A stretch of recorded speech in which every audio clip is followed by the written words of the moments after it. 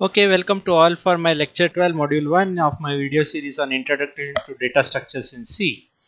So today we'll be talking about scope and lifetime of a variable. In many scenarios they are one and the same, but in some aspects they are different. So today we'll be talking about their similarities and differences, and let's get into it. Okay, so fine. Now we have seen we have used the term variables very often, and we have used them I have used them in my previous lecture, and we have basically defined a lot of variables. Okay, so let's talk a little bit of those variables in this. Most of the time the variables that I was talking about were local variables. Now what are local variables? These are variables that are defined inside a function or a block of code or a scope. Okay, so those are variables which might be defined inside your main function, or say in your user defined function, or they might be variables which might be defined inside a if block or a control loop or a looping statement, okay, or the block of a looping statement. These variables uh, by default are local variables. Okay, so any variable by default, when you define it within a block of code or a scope of a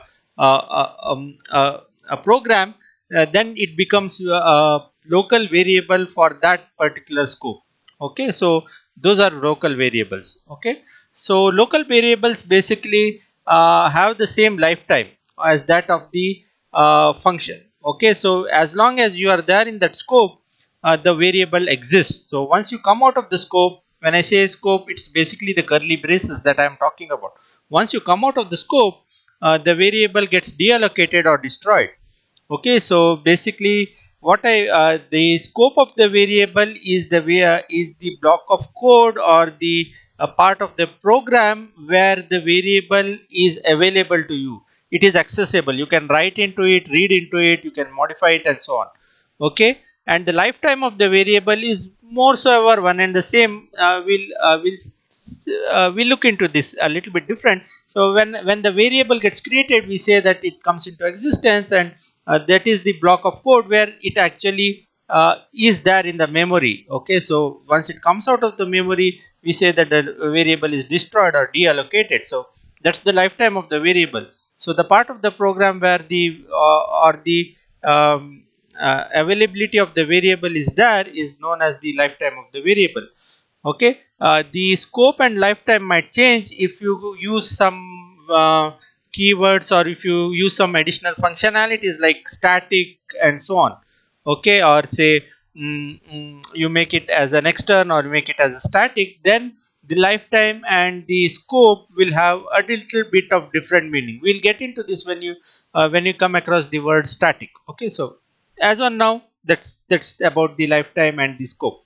Okay, there are two things that I would like to say about local variables. First thing is, any variable which is by default defined in the scope is the local variable of that scope, and the local variables can have a same name but might be sitting in different scope. So you can have two variables with the name I, but they were declared and they do exist in different block of code. So their lifetime do not overlap each other. So you can have that as well. Okay, so two local variables can have the same name, but their lifetime and their scope will be different. Okay, so that's permissible. Okay, then I have the other thing that I want to stress is local variables by default give you some kind of a data protection. So you cannot, somebody else who is writing another block of code somewhere in a different part of your entire project cannot change the variable which you have defined within your scope. So they have an inherent kind of a data protection built into them. Okay, so that's it. Okay, then we have something which are called as global variables. We have seen a little bit of global variable declaration as well. Okay, so these variables are the variables which are declared in the initial declaration part. Okay, so when you have the global declaration part sitting above your main program, if you define any variable out there, I'm not talking about the macros. The macros are totally different. Don't think of macros as variables. as we have seen, macros are different. Might be the place where you declare a function. So you have declared some variable below your declaration of the function. So you can have a int I along with the below the function or above function. So those, that is permissible. So those are called as global variables. So the variable declared and defined in the global declaration part are the global variables. Now the global variables will be available throughout your program. Your program might have different apart from your main function, there can be different user defined functions. Inside these functions there can be many different scopes for a if loop or a while loop and so on and so forth. So these global variables are available throughout your program in any given part of your program, that is in your main function, in the sub functions or user defined function. They are available to you. So the lifetime of the variable is throughout the function. Okay, these, since these are available throughout the function, what I would like to say is they are not very much secure, since anybody can modify that. Okay, so there might be 10 people who might be writing 10 user defined function with another fellow writing the main function. So all these people can go and have an access to these global variables. So in terms of their visibility, they are globally visible, but with respect to their data security, basically anybody can change them. So take a call on when you define a global variable, what are you actually defining it for, what is the usability of it. And if you want this kind of a kind of a security to it, you do not want people to change it, then I would advise to do something else, not declare a global variable. Okay, that's why that was about global. Then you have extern declaration. Okay, with this keyword extern, you can basically get some variables which were defined in some other file into your file where the main program and the functions are written. Okay, so using an extern keyword, you can basically get a variable which is being declared somewhere else, okay, into the scope of your program. Okay, so that's where lifetime and scope differ. So you can basically get it into your within your scope. You can make it as a global variable within your program, and basically you can use it out there. So that's an external declaration. Okay, so that's feasible in C, it's permitted. Okay, then we have what is called as static variables. Now when you basically, what are static variables? Static variables are some local variables where you demarcate it or you tag it with the word static. Okay, so what really happens is local variable might be when the function goes out of scope. Say you have a variable int I, sorry, say you have a scope and you have a static variable out there saying static static int x. Okay, so this int x comes into picture out here, and when you say when you exit the code, say x had the value say 10. Okay, and once you go out of the scope, the variable is no longer, since the scope of the variable is within these particular curly braces, you cannot access x outside this. You cannot access x is not accessible outside this. So the scope of the variable is within this block.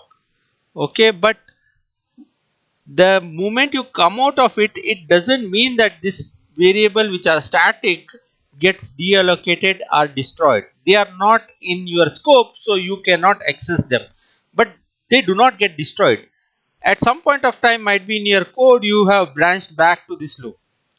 Okay, and during that time, mind you, this variable which was initially created doesn't take a default value. It basically takes a value where what it had been assigned when you had exited it out. So next time when you enter this block, x takes the value 10, even though it is again defined and declared. Okay, so it doesn't happen that way, since the variable is static.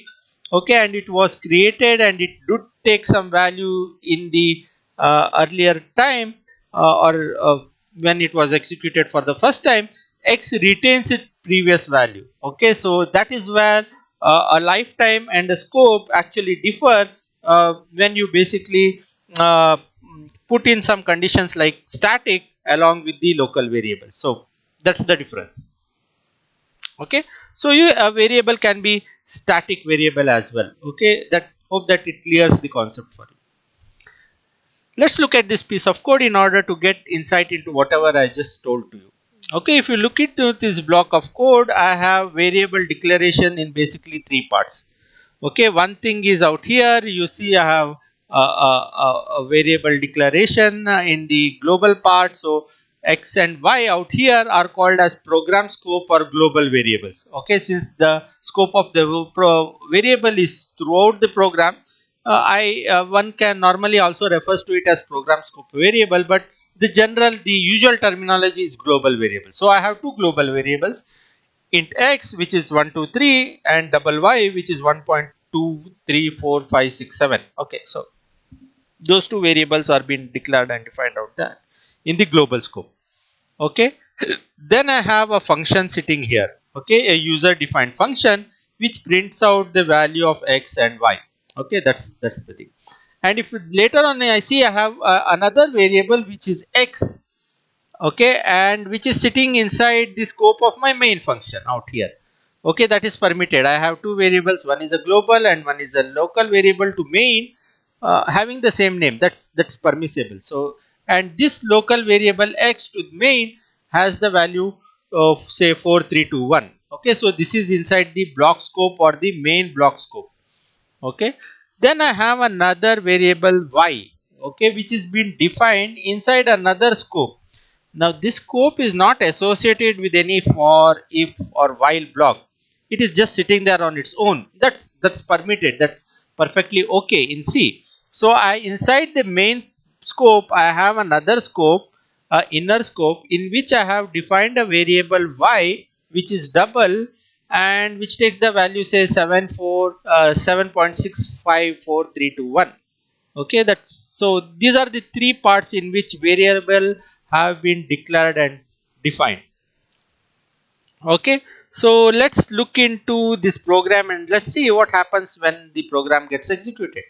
So basically out here this variable gets created and gets initialized and the main function gets called.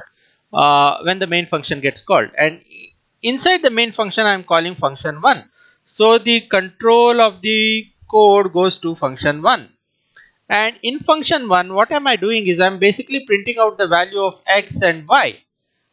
Okay, so which is the x and y that is visible, that is inside this, which is available inside this scope. Okay, so since these two are local to main, okay, and to a scope inside main, they are not available out here. This is a different scope. The only x and y available here are the ones which are global. Okay, so whenever I come across x and y, the compiler is basically trying to target the global variable inside them. Okay, and that gets printed out.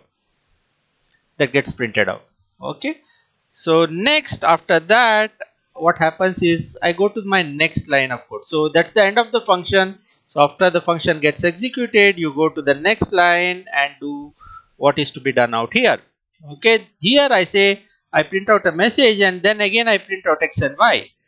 Okay, so here in this main scope, in this main block, you see that there are two x's.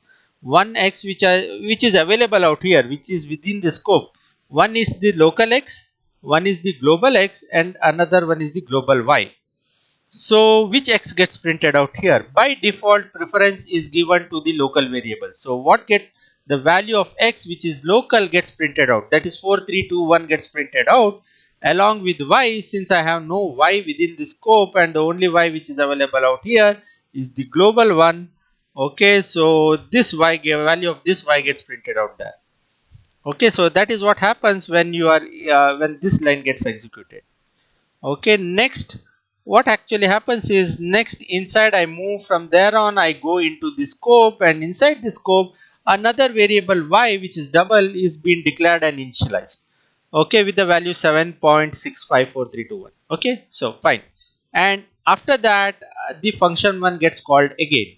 Okay, so the control now goes to function 1 again, and if you see in function 1 nothing has changed. Okay, because neither this x nor this y is available in the scope because they are local to the main scope or main block and the inner block.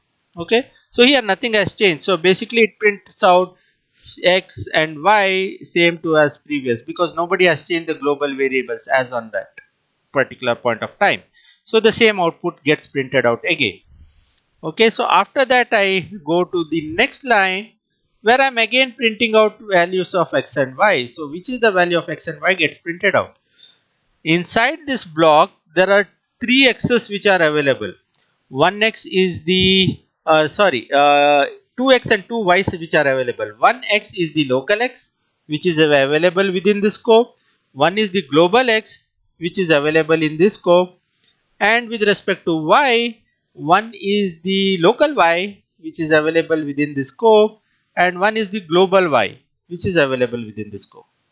So which is the x and which is the y? There are two x's and two y's available.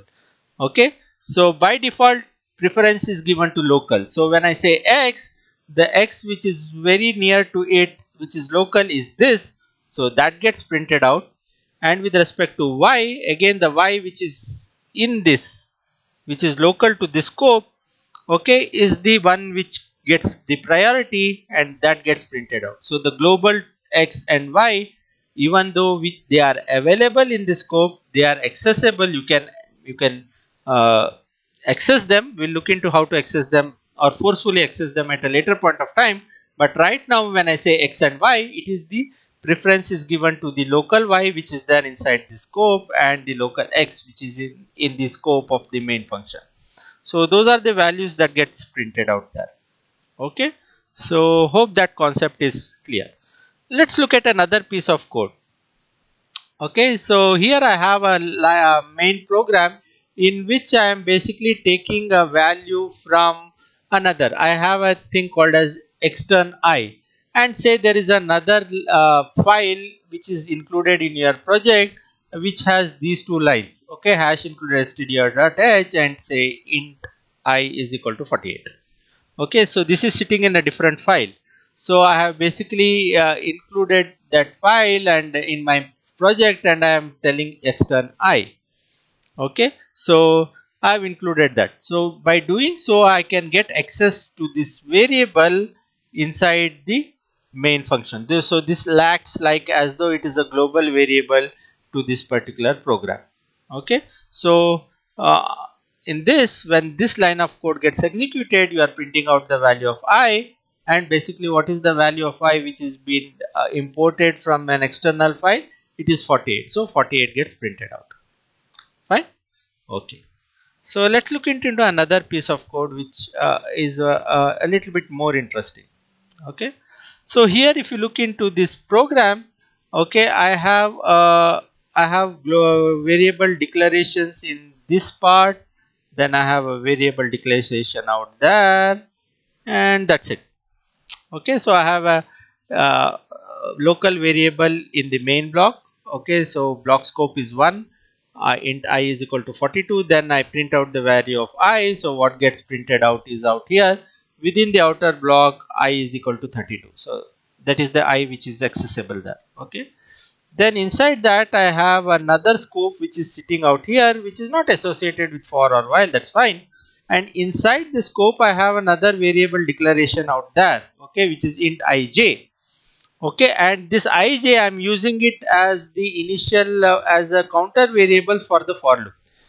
Okay, so I am initializing I to 0 and j to 10 as the initial condition or the entry condition of the for loop, and the exit condition is that when I becomes greater than 10. So when I becomes greater than 10, the loop gets exited, and the updation rule is I gets incremented by 1 for every execution of the loop, and j gets decremented by 1 for every execution of the loop. Okay, so I plus plus and j minus minus. So when this printf gets looped, basically I'm using the exit condition for I, which is from 0 to 10, so it gets executed 11 times. So for 11 print statements, I gets incremented from 0 to 10, and j gets decremented from 10 to say 0. So that is basically what is happening. So the I value which is getting accessed is not this I. So this local I and j come into act into this. Okay, as I said, preference is given to the local variables. With respect to this block, both these i's are available in the scope, but the I which is local to this, which is very near to it, is this I and this j. So they come into play and they get modified. Mind you, this I is different from this I because they are sitting in different scopes. Okay, so that is what happens when this loop runs, and basically you have the output out there. Okay, and at the end of that I have another line of code where I again print out the value of I. So as I said, this I is different from this gets deallocated once I come out of that block of code out here, but this is still there, and the value of which it's pretty secure and safe. So you again print out the same statement as what you had printed out when you entered the loop. So that's basically summarizes how the local, global, and scope variables really work. Okay, so let's review some of the things that we have learned so far before ending this video tutorial. Okay, the question is, what is the difference between sentinel and control loop and counter loops? Okay, so control loop, we know that how many times the loop body gets executed, while in the sentinel control loop, like the while loop, the execution is based on the condition. So the counter loop are the for loops and the sentinel loops are the while loops. So that's what we had discussed in my place. Which loop statement is executed at least once even if the loop condition is false? Okay, so you guessed it, it is the do while loop. Okay, so that is the loop which one time execution is guaranteed. Can we use a single statement in a loop body without using the curly braces? The answer, yes, obviously yes, we have used it, right? So here is an example for that. Here I have a for loop without the curly braces since it has only one statement. Okay, so it's permitted. Predict the output of the following program. Can you predict the output of this? So guess it. So here I have a local integer variable, then I have an array in which only one value is being initialized, the length of the size of the array is 5, and then I print it out. So the output is basically 5 in the first part and followed with 4 zeros. Okay, so that's the output. So 1 followed with 4 zeros. Okay, sorry, it's 1 not 5, sorry. The size of the array is 5 and the first element is being initialized with 1. Okay, so sorry for that mistake. Okay, so it's 1 followed by 4 zeros. Predict the output of the following program. So here I have a two-dimensional array which has been initialized with say 1 2 3 4, and then I have two nested for loops and I'm basically executing this how many times? 2 plus 2, so 4 times. So what is the output? Guessed it right, it's a 2D array. Okay, so your output will be basically sorry, is a 2D array and it is mandatory, so that it will give specifying the number of components in a 2D array is mandatory. Sorry, made a mistake out there. Okay, so you will get a compiler error. Why? For a 1D array you can basically have blank statements out there, but for a 2D array it is mandatory in C for you to basically specify at least the column part. Okay, so you can skip the row part, but the column part really needs to be specified. This is mandatory in C. Okay, for a 2D array. Made a mistake, take care of it. What is the output of the following program? Okay, so is this permissible? Yes, it is permissible. Okay, again you'll get a compiler error. Why? You need to mention the array size. Okay, so error compile, if you do not initialize any array, then you mean okay, this was fine.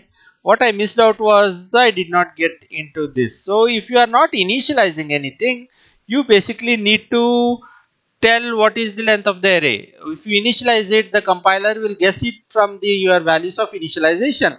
But if you are not initializing and you are declaring an array, at least the compiler will tell me how many bytes do I need to store, or I need to keep it aside so that you can use it at a later point of time. Okay, mind you, all these things are local. They are not dynamic. They are static variables. So okay, so they get created when the compiler basically compiles your code. So by looking at it, the compiler will never come to know how many how many bytes needs to be reserved for this array. Okay, so here anything out here, if you had given a blank space here, that would have been permissible, but not here. Okay, here you have to tell it is 4. Okay, here you have to tell it is 4. So basically what I think I made a typo here. These two cannot go together. Okay, I think I what I actually wanted to tell was this at a later part of time. So again, if this was not there, it was perfectly right, but instead of this, if you put this, then you get a compiler error. Take care. What is the output of the C program? Okay, what is the output of this? A is equal to 23, then I have an integer pointer. This is a array of pointers. It is an array of pointers. Then ampersand A is equal to P, so I'm transferring the first address of A to the first pointer, and then I'm printing out the 0th element of the first pointer. So the answer is obviously 20. Okay, so here I have an array of, I have 3 pointers, and I'm basically printing the 0th element of the first element of the first pointer, and the first pointer which is out here is being passed the address, the base address of A, which is this. So obviously you get 20. What is happening out here? Again I have the same thing. I have an integer array 20 to 30 40, then I have a single pointer integer P, then I'm passing A to P, and then I'm printing out star P plus 2.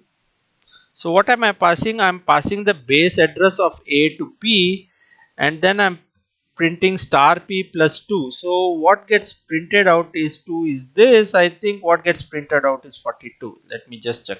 Oh, sorry. Is this. So what gets printed out is not 42 plus 22, because star P is basically pointing to the base address of A. So it's pointing to 20, very similar to this, and that gets added, not 40 but 20, that is the base address. So 20 gets added with 2, so what gets printed out is 22.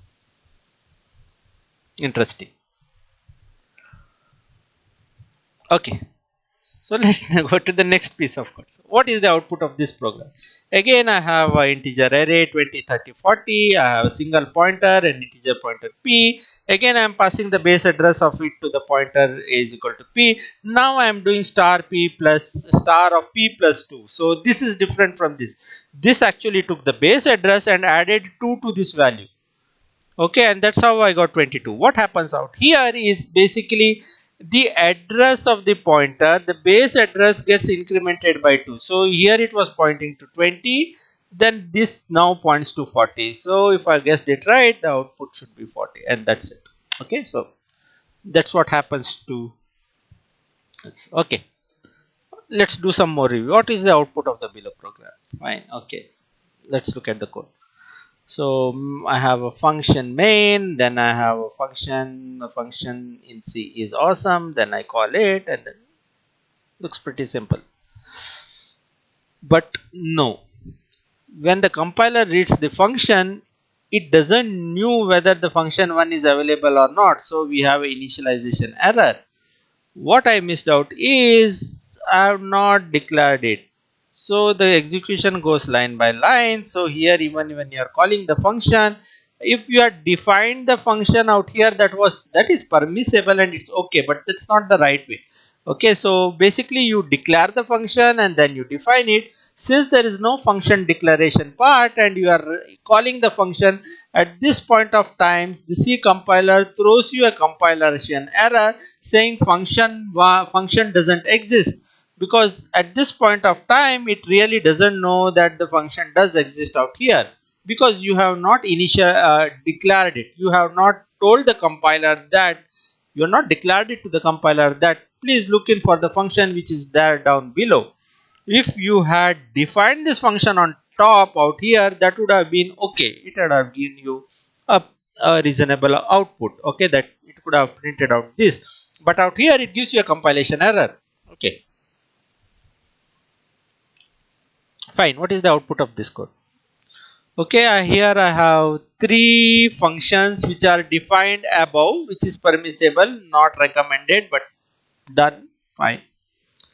Then I have an array of pointers. No, I have an integer pointer. Okay, I have an integer pointer p, array of pointers. Okay, and then 0th is pointing to the base address of A, pointer 1 is pointing to the base address of B, pointer 2 is pointing to the base address of C, and then I am invoking pointer 2. So function C, which is pointing to function 2, which is C, will get evoked and this gets printed. So you can basically use a pointer to point to a function. Good. Fine. Let's look at this piece of code. So what happens? Okay, here I have a function again, defined, declared, the right way to do it. Okay, int I function returns nothing. So basically what am I doing out here? Looks for some kind of a glitch. It's predicted. Answer is 1. Why? It is because here I am not returning anything. So by default in C, even when you say I'm not returning anything, this is void and this is nothing, C basically returns 1. Okay, and that is what gets stored here. So even I am not returning anything, by default C takes into account that it returns 1 and then that returns. So that's why we say never write void out here, it's always int. Okay, so by default even if you do not write anything, if you write void or nothing out there, the function actually returns 1, okay, on successful execution. Okay, and that is what you store and then you print it. Okay, enlightened. Okay, let's look into this. Here I have function which is main, then I have an integer, a function name written as int name, return 1 not declared, so should be a compilation error. Answer is 3. Okay, something is wrong out here, I should have declared it. Okay, so okay, so that's it. So it returns, it takes a integer number 4 and then increments it by 1, and then this is a local variable, so this num out here which gets returned. So you have a num and you return, you take 4 and then you return a 3 and then okay, return a 3 and then print it. Yeah, so that's what it is. Okay, so 3 gets printed out. What is the output of this code? Okay, here I have a character array of 100 variables and the first 4 variables are initialized. Then I have a function called as abc. I pass the base address of the array and then point it and increment the array pointer, pre-increment and pre-decrement, and then print it out. So first this prints what gets passed out here is abc of array 0. So this gets incremented to b gets printed out, but this is pre-decrement, so first it gets executed and then incremented. So every time b gets printed out. Okay, so after the execution of this code the array actually points to c, so the answer is bb. Okay, so the last line of code, last piece of code, so I have included, and then I have a function returns called returns, which returns an integer, and then go through it, see what the output is, and if you have guessed it as 10, that's it. Okay, so pretty interesting stuff. Make sure that you go through this piece of code and get to know how the compiler works better. Okay, so that's all for thanks for joining with me. Hope that this video was something new to you and it has basically helped you out in understanding the a very important concept, which is lifetime and scope of a variable. So I've given you the theory, given you some kind of a brainstorming session in terms of some concepts that you need to know with respect to scope of variables. Okay, whether it is in a function or a loop or your main function. Okay, so stay tuned for my next lecture and Stay safe. Thank you.